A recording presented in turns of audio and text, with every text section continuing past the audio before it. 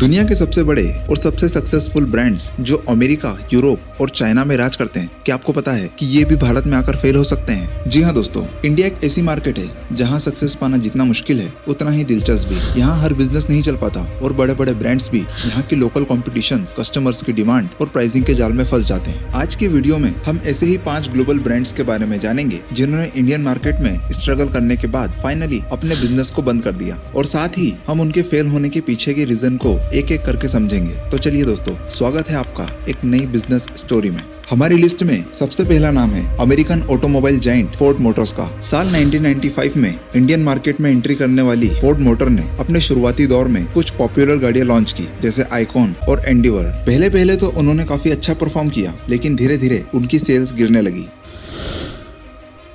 दोस्तों, Ford motor के Indian market में फेल होने की कई कारण थे। सबसे बड़ा रीजन था कस्टमर सर्विस और गाड़ियों के पार्ट्स की हाई कॉस्ट। इंडियन कस्टमर्स के लिए गाड़ी खरीदना सिर्फ वन टाइम इन्वेस्टमेंट नहीं है, बल्कि लॉन्ग टर्म मेंटेनेंस भी एक बड़ा फैक्टर है। जहां फोर्ड्स के सर्विस सेंटर कम थे, वहीं उनकी गाड़ियों के पार्ट्स बहुत महंगे, और इसी का फायदा उठाते हुए लोकल कॉम्पिटिशन जैसे मारुति और ह्यूंडई ने उसे सर्विस और अफोर्डेबिलिटी में पीछे छोड़ दिया। इसके अलावा फोर्ड के प्रोडक्ट की लिमिटेड वेराइटी और मार्केट के डिमांड के हिसाब से जल्दी अडॉप्ट न कर पाना उसके फेलियर की बड़ी वजह बनी। और आखिरकार साल 2021 में फोर्ड ने इंडियन मार्केट में अपना मैन्युफैक्चरिंग ऑपरेशन बंद करने का फैसला किया। अब बात करते हैं एक ऐसे ब्रांड की जो इनडायरेक्टली फेल हुआ।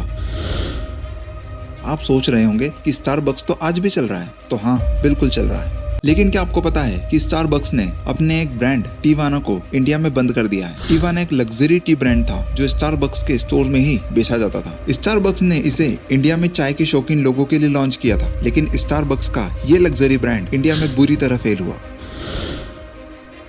इसके पीछे का रीजन था इंडियन टी मार्केट की अच्छी समझ ना होना। दोस्तों, हम इंडियंस के लिए चाय सिर्फ एक ड्रिंक नहीं है, ये हमारी आदत है, हमारी संस्कृति है। हमारी अदरक वाली चाय, हमारी मसाला चाय और इलायची वाली चाय, इसकी अपनी एक खास जगह है। वहीं टीवाना की महंगी और फैंसी चाय जो कि 200 से 300 रुपए की कॉस्ट में आती थी, इंडियंस के दिलों को नहीं जीत पाई। लोगों को अपनी लोकल टी स्टॉल की चाय ही ज्यादा पसंद आई। यही रीजन था कि स्टारबक्स ने साल 2017 में टीवाना को ग्लोबल लेवल पर बंद कर दिया। हार्ले डेविडसन, हम बात कर रहे हैं एक ऐसे ब्रांड की जिसने इंडिया में बाइकर्स के सपनों को आग लगा दी थी। हार्ले डेविडसन लग्जरी और हाई परफॉर्मेंस मोटरसाइकिल का एक आइकॉन है। साल 2009 में जब ये कंपनी इंडिया में आई तो बाइकर्स में उसका काफी क्रेज था, लेकिन 11 साल बाद साल 2020 में अचानक उन्होंने इंडियन मार्केट से एग्जिट करने का फैसला किया, और उनके इस फैसले ने इंडियन बाइकर्स का दिल तोड़ दिया। हार्ले डेविडसन के लिए सबसे बड़ी चुनौती थी प्राइसिंग और लोकल कंपटीशन। उनकी बाइक्स बहुत महंगी थी और उनका मेंटेनेंस भी काफी एक्सपेंसिव था। इसके अलावा रॉयल एनफील्ड ने हार्ले डेविडसन को कंपटीशन देने के लिए अपनी बाइक्स को मॉडर्न और पावरफुल बनाना शुरू किया। इंडियन कस्टमर्स को रॉयल एनफील्ड की अफोर्डेबल प्राइसिंग, सर्विस नेटवर्क और उनकी मेक इन इंडिया इमेज ज्यादा पसंद आई। अब जब सेल्स एक्सपेक्ट के हिसाब से नहीं बढ़ी तो फाइनली कंपनी ने इंडियन मार्केट से निकलने का फैसला किया। हमारी लिस्ट में अगला नाम है एक और ऑटोमोबाइल मेजर का, जनरल मोटर्स।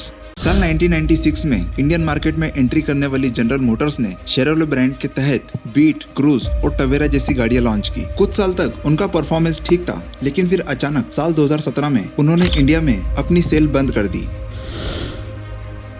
जनरल मोटर के फेल होने का सबसे बड़ा रीजन था उनका फोकस मैन्युफैक्चरिंग पर ज्यादा और कस्टमर सेटिस्फेक्शन पर कम होना। उनकी गाड़ियों में क्वालिटी इशू आने लगे और उनके सर्विस नेटवर्क को लेकर भी काफी कंप्लेंट्स आने लगी। इसके अलावा उनके मॉडल्स भी काफी जल्दी आउटडेटेड हो जाते थे। इंडियन मार्केट की डिमांड के हिसाब से जल्दी अडॉप्ट न कर पाना और सर्विस की कमी ने उन्हें काफी नुकसान पहुंचाया। और आखिरी ब्रांड जो हमारी लिस्ट में है वो है डंकिन डोनट्स। ये अमेरिका में कॉफी और डोनट्स का एक बहुत बड़ा नाम है। इंडिया में भी उन्होंने काफी स्टोर्स खोले थे, लेकिन धीरे धीरे उनके स्टोर्स कम होते गए और आज वो सिर्फ कुछ ही सिटीज में रह गए हैं।